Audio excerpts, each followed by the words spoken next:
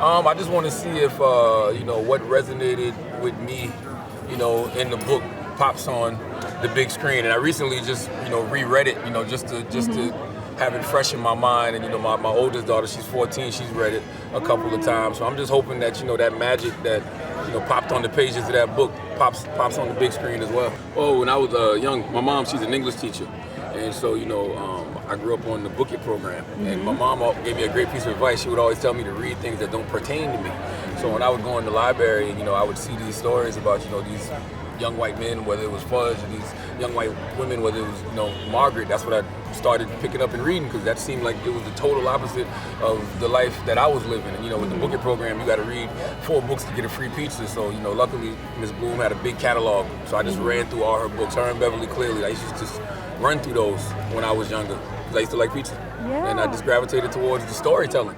That's what it is with Judy Blume, or whether it's a Jay-Z or Ghostface, whoever it is, Biggie Smalls, any of these great storytellers is what we gravitate towards. It doesn't matter, what their gender is or what their race is. If they're telling a great story, they'll capture the people, and that's what Judy Blume's work did for me when I was young. When you first read it, you feel like you're peeking into a young woman's diary. Yeah. Like you're reading all of these things that you probably shouldn't be reading. Yeah. As a young man.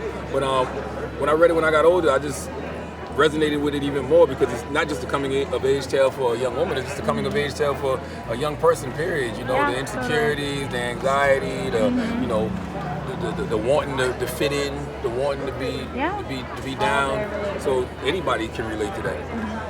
I hope that this movie just introduces Judy Blume's work to a whole new generation of people, because like I said, it's just about the storytelling. And like, you can read books like Are You There, God? It's Me, Margaret, or you can read books like Iggy's House and realize, like, man, these stories still hold up to this day. Like, these things that she's talking about in these books are even still happening, right now in 2023. So I just hope it introduces her catalog to a whole new generation.